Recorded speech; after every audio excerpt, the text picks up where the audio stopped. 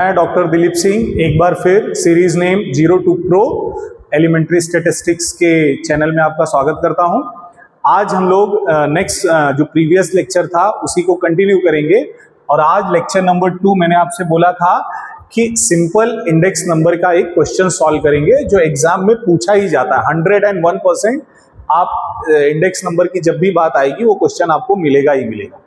तो simple index number में सबसे पहले तो इसके दो मेथड या दो टाइप्स हैं। एक को हम लोग बोलते हैं बेटा एग्रीगेटिव और दूसरे को हम लोग बोलते हैं एवरेज। ये दोनों पे बेस्ड हम लोग एक क्वेश्चंस करेंगे। केवल मैं फॉर्मूला लिख देता हूं। एग्रीगेटिव इंडेक्स को हम लोग बोलते हैं I is equals to summation P1 upon summation P0 into 100। आप इसको स्क्वायर बॉक्स में ऐसा बंद करके रखिए। बिल्कुल सस्ता सुंदर टिकाऊ तरीका है ये हमारा पढ़ने का। और दूसरा जो होता है उसको हम लोग बोलते हैं I01 is equals to 1 upon n summation I। इस पे एक हम लोग क्वेश्चंस कर लेते हैं। क्वेश्चन क्या है? For the following data calculate index number by aggregative method and average price relative method. तो क्वेश्चंस में एक बार फटाफट यहां पे आपके लिए लिख भी देता हूं और फिर उसको हम लोग सॉल्व करते हैं। क्या दिया है आपको? कमोडिटी दी हुई है, कमोडिटी है, उसकी यूनिट है और उसके प्राइस इन रुपीज है।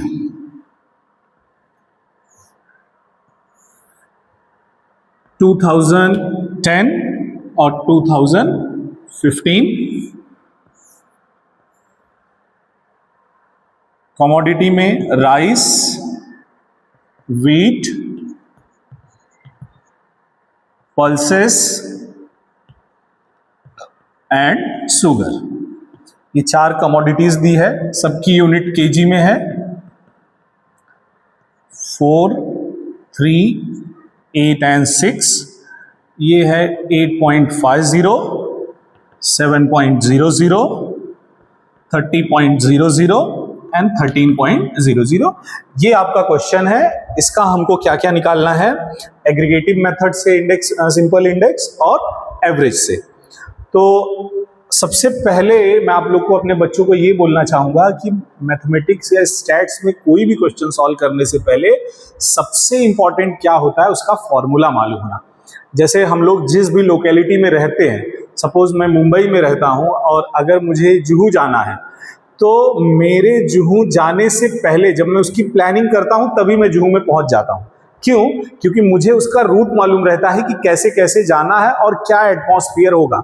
सेम ऐसे ही जब हम लोग मैथ्स के क्वेश्चन सॉल्व करते हैं तो क्वेश्चन देखते ही हमारे माइंड में ये आ जाना चाहिए कि कौन सा फॉर्मूला वहां पे अप्लाई होगा।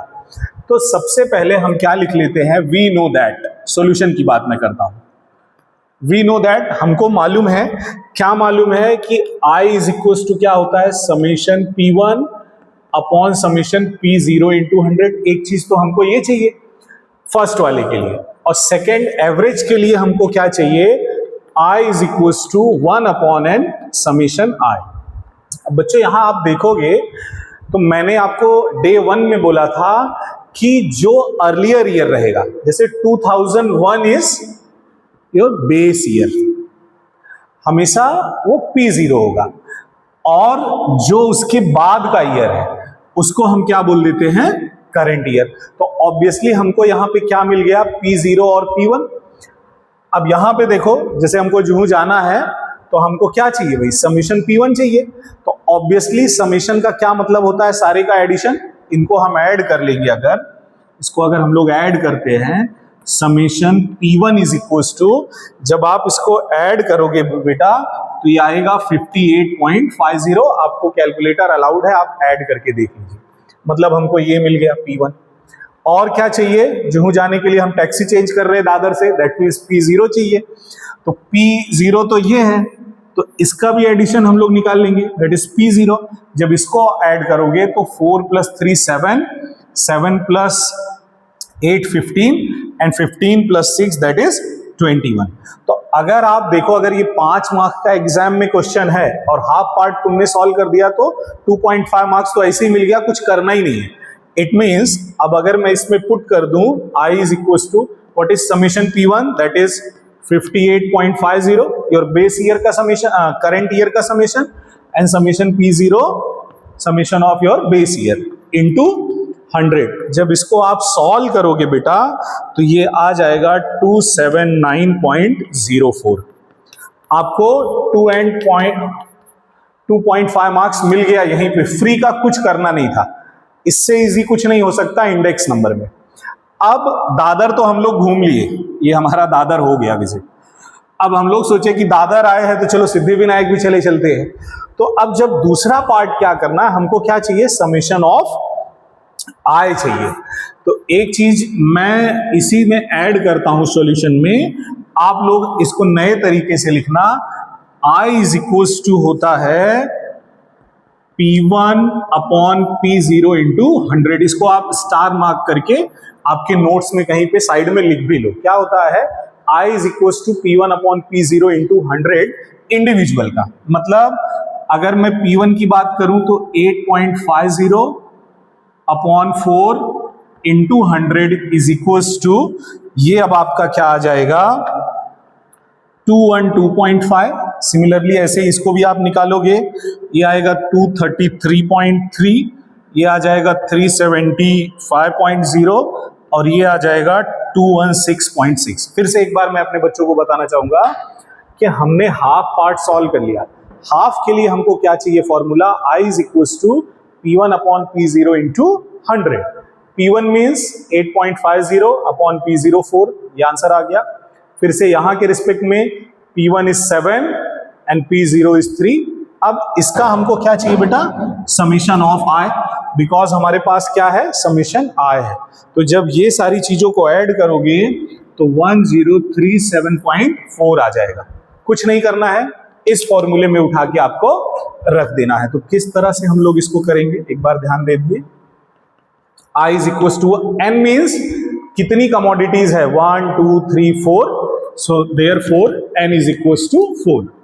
तो 1/4 समेशन I 1037.4। इसको आप अगर डिवाइड करोगे तो आपका आंसर आ जाएगा 259.35। अब हम लोग ने सिद्धिविनायक टेम्पल भी जाके आ चुके हैं। इस तरह से ये 5 मार्क का क्वेश्चन आपका इजीली मैंने सॉल्व कर दिया। आज के लेक्चर्स में बस इतना ही कि इंडेक्स नंबर दोनों मेथड से हम लोग फाइंड आउट कैसे करते हैं, सिंपल। फिर से मैं उन बच्चों से रिक्वेस्ट करूंगा कि जो बच्चे चैनल पे नए हैं, चैनल को लाइक सब्सक्राइब, और बच्चों कमेंट जरूर करो कि आपको समझ में आया कि नहीं। अगर कुछ प्रॉब्लम्स है तो आप कमेंट में मुझसे बात करो, मैं उसको और अच्छे से समझाने का फिर से ट्राई करूंगा। आज के लेक्चर में बस इतना ही।